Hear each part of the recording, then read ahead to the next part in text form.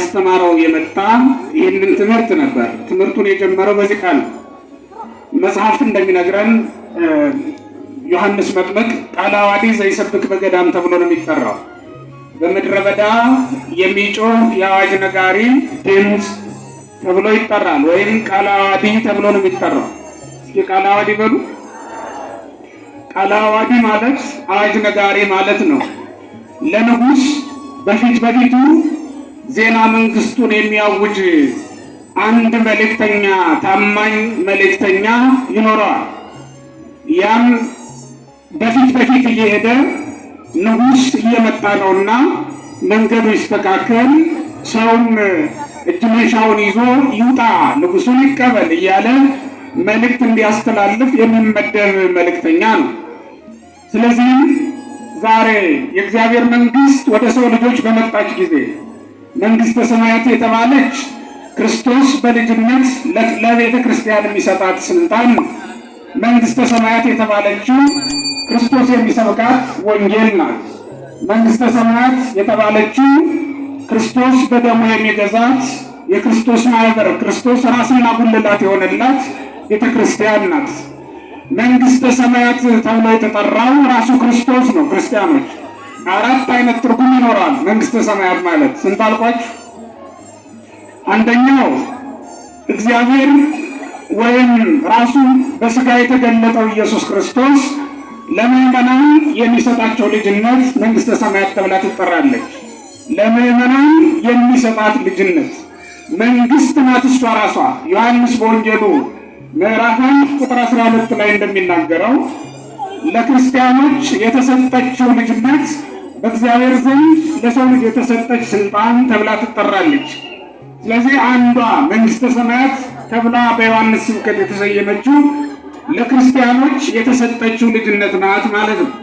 ሁለተኛው ትርጉም ራሳቸው ክርስቲያኖች መንግስተ ሰማያት ተብለው ይጠራሉ። የክርስቶስ አካልና ብልት ስለሆኑ የእግዚአብሔር መንግስት የሚገለጥባቸው ስለሆኑ የምዕመናን ጉባኤ በሰማይ መላእክትን በምድር ደግሞ ከኃጢአት የተዋጁ ከዚህ ዓለም የተለዩ ምዕመናንን ያጠቃለለችው የክርስቶስ ማህበር፣ ክርስቶስ በደሙ የዋጃት በደሙ የገዛት ማህበር ናትና እሷም መንግስተ ሰማያት ተብላ ትጠራለች ማለት ነው።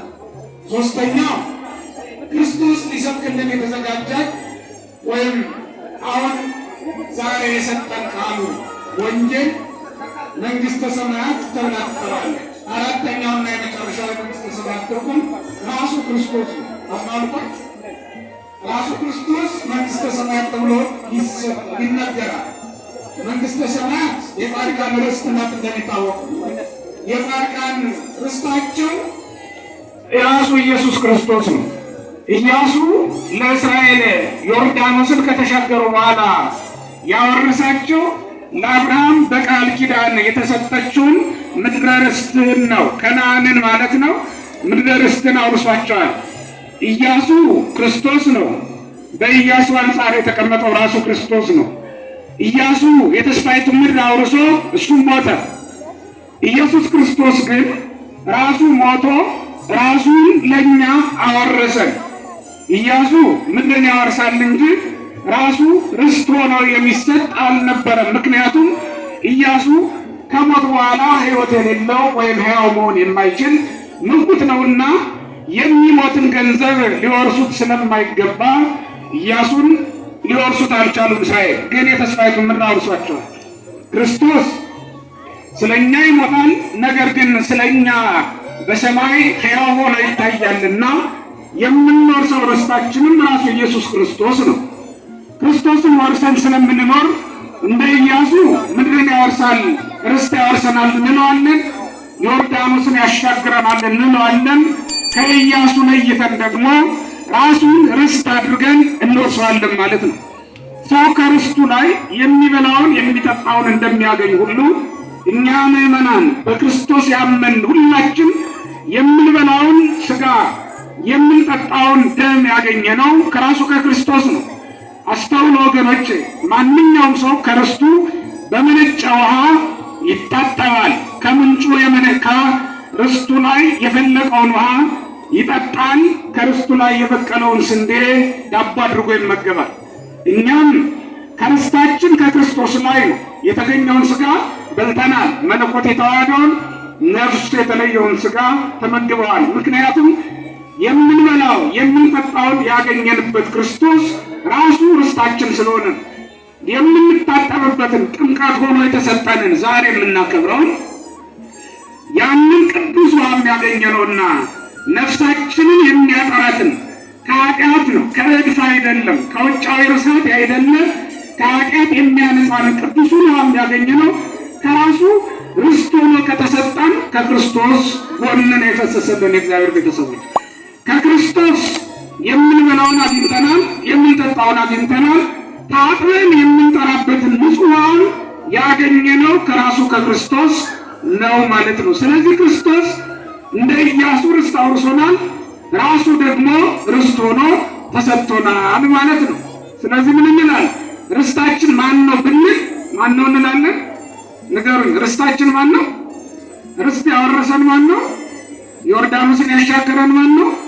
ዮርዳኖስ ጥምቀት ናት ወገኖቼ፣ ልብ በሉ። ዮርዳኖስ ማን ነው አልኳችሁ? ጥምቀት ናት። የጥምቀት ምሳሌ ናት። ጥምቀት ራሷ ዮርዳኖስ ተብላ ትጠራለች። ማኅፀነ ዮርዳኖስ እንዲህ ዮርዳኖስ ያሻገረን የምንለው ጥምቀትን የሰጠን የጥምቀትን በር የከፈተልን ጥምቀትን መርቆ የከፈተልን ጥምቀትን ባርኮ እንድታነጻን ያደረጋት እንድንወለድባት ማኅፀን ያደረጋት ራሱ ኢየሱስ ክርስቶስ ነው። የመንፈስ ቅዱስን ጸጋ የምንቀበልባት ማኅፀን ሆናለች ጥምቀት ማለት ነው። እሷን ስለሰጠን ክርስቶስ ዮርዳኖስን አሻገረን ብለን እንጠራዋለን ማለት ነው። ይህንን ነው እንግዲህ ዮሐንስ መጥምቅ መንግሥተ ሰማያት ቀርባለችና ብሎ ሲናገር ይህን ቅድም የነገርኳችሁ የመንግሥተ ሰማያትን አራቱን ትርጉሞች የያዘ ምስጢር ያለው መንግሥተ ሰማያት ቀርባለች ሲል ወንጌል ልትነገር ጊዜው ቀርቧል ማለቱ ነው። ክርስቶስም በሥጋና በደምነት ሊሰጥ ልትበሉት ልትጠጡት ተዘጋጅቷል ማለቱ ነው። ምዕመናን በልጅነት የሚከብሩበት ጊዜው ልጅነት ለምዕመናን የሚሰጥበት ጊዜው ደርሷል ማለቱ ነው። አዋጅ ነጋሪ የተባለው መጥምቀ መለኮት ቅዱስ ዮሐንስ ይሄ አዋጅ ነጋሪ ለንጉሥ ዜና መንግሥቱን የሚናገር ነጋሪት የሚጎስም አዋጁን መለከት እያስነፋ የሚናገር መልእክተኛ እንዳለው ሁሉ የክርስቶስን በፊት በፊቱ የሚሄድ መልእክተኛው ቅዱስ ዮሐንስ መጥምቅ ነው። ዮሐንስ ያደገው በምድረ በዳ የኖረው መንፈስ ቅዱስን ተመግቦ ነው። ምክንያቱም ቅዱስ ወንጌል እንደሚነግረን ሰው የሚበላውን ያልበላ፣ ሰው የሚመገበውን ያልተመገበና ሰው የሚለብሰውን ልብስ ያልለበሰ ታላቅና መናኝ ጻድቅ ስለሆነ ነው ቅዱስ ዮሐንስ መጥምቅ። እንደ ሰው ያለ ልብስ አይደለም ያለው። ምክንያቱም ልብሱን ቅዱስ መጽሐፍ እንደነገረን የግመል ጠጉር ስለነበረ ነው። ክርስቲያኖች ልብ በሉ፣ የግመል ጠጉር የተትረፈረፈ አይደለም እንደምታውቁት። ግን ያንንም ቢሆን የግመል ጠጉር ለብሶ መጣ ተብሎ ይነገርለታል ማለት ነው። ምግቡን አንበጣና የምድረ በዳ ማር እንደሆነ በቅዱስ መጽሐፍ ላይ ተጽፎ እናነባለን። የእግዚአብሔር ቤተሰቦች አዋጅ ነጋሪው ይህ ታላቅ ሰው ቅዱስ ዮሐንስ ሰው እንደሚኖረው ያለ ኑሮ ያልኖረ፣ ሰው እንደሚያድግ ያላደገ፣ ሰው እንደሚያድግ ያላደገ ያልኳችሁ በእናትና በአባቱ ቅፍ ስላላደገ ነው። ከ5 ዓመቱ ጀምሮ ቶራ እየታለበለት እንስሳት አራዊት እየተንከባከቡት ያደገ ስለሆነ ሰው በሚኖርበትም ያልኖረ ያልኳችሁ በቤት ውስጥ ሳይሆን ከሰው ተለይቶ በምድረ በዳ ያደገ የኖረ ሰው ስለሆነ ነው ቅዱስ ዮሐንስ መጥምቅ። እግዚአብሔር ይህን ሰው ነው የላከው። በኤልያስ ኃይልና በመንፈስ ቅዱስ አስነስቶ ላከው። ለጌታ ጥምቀት ለጌታ ስብከት 6 ወር ሲቀረው ዮሐንስ 30 ዓመት ሞልቶት ስለነበረ ቅዱስ ዮሐንስ መጥምቅ እያስተማረ በምድረ በዳ መጣ ማለት። ሲያስተምር ከሩቅ ነው በምድረ በዳ እየሰበከ የመጣው። ጮሆ የሚናገርበት ምክንያት በምድረ በዳ ስለሚሰብክ ነው። ክርስቲያኖች በእርግጥ ሊቃውንት ምን ይላሉ? ጾምና ገር ሶስት ነገሮች ሲኖሩ ነው። ጾም የምትናገር ለአንድ ሰው ሶስት ነገር ሲኖር ነው። ርቀት፣ ድንቁርና ወይም ደግሞ መስማት አለመቻልና እንዲሁም ብስጭት ሲኖር ነው ተቆጥተህ የምትናገረው። ዲስታንስ ወይም ደፍ አልበለዚያም ኢግኖራንስ የሚባለው ማለት ነው። ይሄ ሲኖር ነው ወይም ኤንግሪ በመጨረሻ እነዚህ ሶስቱ ሲኖሩ የሰው ልጅ ጮሆ ለመናገር ይገደዳል። ሶስቱም ደግሞ የሚገርማቸው ነገር በእስራኤል ላይ ወይም በአይሁድ ላይ በዚያ ዘመን ነበሩባቸው። ዲስታንስ የምንለው ወይም ርቀት የምንለው የእስራኤል ሕዝብ ከእግዚአብሔር ልቡ የራቀ ስለነበረ ነው። ካህናቱ ራሳቸው በእግዚአብሔር መቅደስ ይኖራሉ፣ በእግዚአብሔር መቅደስ ያገለግላሉ፣ ግን ልባቸው ከቃሉ የራቀ ነው። ቃሉን ይሰብካሉ፣ ግን እንደ ቃሉ የማይኖሩ ክፉዎችና ልበ ጠማሞች ነበሩ ይላል። እንዲህ ከመሆን እግዚአብሔር ይሰውራል። የሚገርማችሁ ቃሉን ከመጻፍ አልፎ ከመናገር አልፎ በልብሳቸው ጫፍ ይጽፉት ነበር። አሮን በዚህ በመጠምጠሚያው ላይ በግንባሩ ፊት ለፊት ቅድስና ለእግዚአብሔር የሚል ጽሑፍ አጽፎ ይኖር ስለነበረ በዚያ ዘመን የነበሩ ሌዋውያንን አሸንክታባቸው ትልልቅና ሰፋፊ ስለነበረ በግንባራቸውም በልብሳቸውም በትከሻቸውም ላይ የእግዚአብሔር ስም የተጻፈ ነበር። ግን ከልብሳቸው ላይ የጻፉት እንጂ በልባቸው ላይ አልነበረም። በእውነት ቃሉም በአንደበታችን ሳይሆን በልባችን እንዲጻፍ የእግዚአብሔር ቅዱስ ፈቃዱ ይሆንልን። ርቀቱን ያመጣው ይሄ ነው። ከእግዚአብሔር ርቀው ስለነበረ ነጋዴዎች፣ አመንዝሮች፣ ክፉዎች፣ ጠማሞች ሆነው ነበር ይላል። በዚያ ዘመን ሐሜተኞች፣ አስመሳዮች ሆነው ነበረ። ይሄ ርቀታቸውን አምጥቶታል፣ ወይም ዲስታንስ በእነሱና በእግዚአብሔር መካከል እንዲፈጠር አድርጓል ማለት ነው። ደፍ ወይም ደግሞ ኢግኖራንስ የምንለው ደግሞ ምንድነው? ይሄ በራሱ ድንቁርና መስማት አለመቻል። ይሄ ደግሞ ምን ማለት ነው? ነፍስ እውቀት ተሰጥቷታልና በጸጋ ለስጋ እውቀት የምትሆነው ነፍስ ናት። ወይም ስጋ እውቀት የሚያገኘው ከነፍስ ነው ማለት ነው። ስጋ በራሱ ወዳጅም ጠላትም አያውቅም። ነፍስ ከተለየችው ታውቁታላችሁ። ቢረግጡትም ቢቆነጥጡትም አይሰማም። እውቀቱ ከማን ማለት ነው?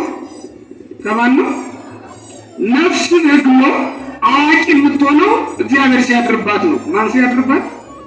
እግዚአብሔር የተለያት ነፍስ ደንቆሮ ናት። ምክንያቱም እውቀት ማለት እኮ ክርስቲያኖች እግዚአብሔርን ማወቅ ነው። እግዚአብሔርን ከማያውቅ ሰው በቀር ማን ነው ደንቆሮ ከሆነ?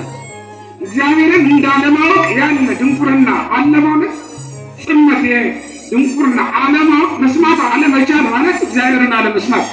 እግዚአብሔርን የማይሰማ ሰው በሃም ይባላል ወይም ጽሙም ይባላል። ደንቆሮ ማለት ነው። ስድብ አይደለም። እግዚአብሔርን የማይሰማ ሰው ምንድነው? እግዚአብሔርን ስም ጠርቶ የማይጸልይ የማያመሰግንም ሰው ዲዳ ይባላል። ምን ይባላል? የእግዚአብሔርን ስም ስለማይጠራ በሃም የምንለው እሱ ነው። ስሙም በሃም እንላቸዋል። እውር የሚለው ደግሞ እግዚአብሔርን የማያይ ሰው።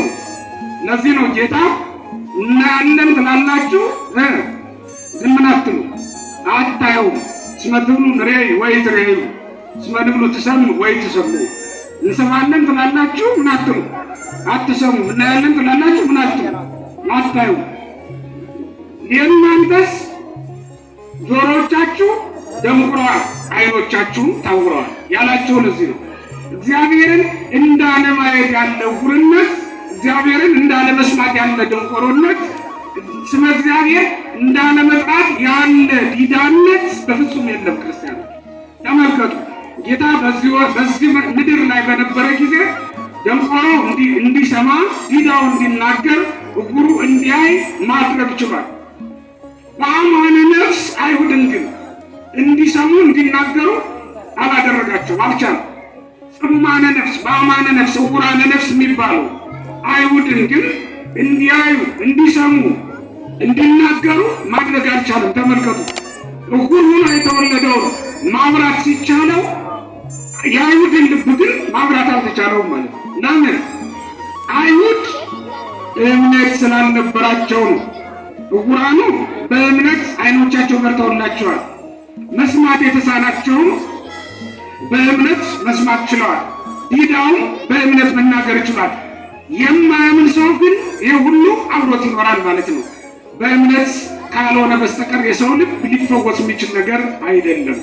ዛሬ ወገኖቼ ልባችን ስላልተፈወሰ ነው እንጂ ይህ ሁሉ ደዌ በእውነት በእኛ ላይ የመጣብን እንዲህ የሚያስተላልቀን የሚያጨራርሰን በሽታ የበዛብን የጸናብን እኮ ልባችን ድውይ ስለሆነ ነው። እግዚአብሔር ከልቡና ደዌ ሁላችንን የሚፈውሰን ዛሬ በልባችን ላይ ቃሉ ስላልተጻፈ ነው እንጂ ያላነበብነው መጽሐፍ አለን፣ የማንጠቅሰው ጥቅስ አለን፣ የማይተረጉም የማያራቅቅ ሰው አለን። እዩት፣ ሚዲያውን ሁሉ ያጥለቀለቀው ቃለ እግዚአብሔር አሳምሮ ተናጋሪ በጣም ሞልቷል። ግን አንደበታችን ላይ ነው እንጂ ልባችን ላይ ቃሉ የለም። እግዚአብሔር ቤተሰቦች ልባችን ላይ ሲጻፍ በአንድ አረፍተ ነገር ጥለው ዓለምን የመነኑ ሰዎች እኮ አሉ። እነ እንጦንስ እነ መቃርስ ብዙ የተማሩ ሰዎች አይደሉም። አንድ አረፍተ ነገር አንድ ቀን ብቻ የሰሙ ናቸው። አንድ አረፍተ ነገር በስንት ቀን? በአንድ ቀን የሰሙ ናቸው። መንግስተ ሰማያትን የወረሷት እንዲህ አይነት ሰዎች ናቸው ማለት ነው። እኛ ግን በልባችን ላይ ስለሌለ እንዳይሁድ ነው ይህ ሁሉ ነገር የተፈጠረው ማለት ነው። አሁን ብስጭትም የሚባለው ተበሳጭቶ የሚናገር ሰው ጮሆ ነው የሚናገረው። እየጮኸ ነው እና ቀስ በላ ልትሉ ትችላላችሁ። ግን እሱ ስለተበሳጨ ጮሆ ነው የሚናገረው። እግዚአብሔር በሕዝቡ ላይ ተቆጥቷል በዚያ ዘመን። ምክንያቱም ንስሐ ግቡ ይባላሉ፣ ንስሐ አይገቡ። መሲሁ ተወልዷል፣ 30 ዓመት ሆኖታል። ግን እነሱ የሚጠብቁት መሲህ ማን እንደሆነ እንኳን አያውቁትም። መሲሁን የምትጠብቅ ምኩራብ ለመሲሁ ምቹ አልነበረችም። ያስተምራቸዋል ግን አይሰሙትም። ይጠይቃቸዋል ግን አይመልሱለትም። ያዩታል ግን አያምኑበትም። ሕይወት በመካከላቸው ተገልጣለች። በመካከላቸው የተገለጠችውን ሕይወት ሳይጠቀሙባት ቀርታለች። በእውነት በአጠገቡ እግሩ ስር የውሃ ምንጭ ንጹሕ የሆነ የውሃ ምንጭ እየፈሰሰለት ከሰማይ ዝናብ ይወርዳል ብሎ እንደሚጠብቅ ሰው ሞኝ ያለ በእውነት አጠገቡ ያለውን ሳይመገብ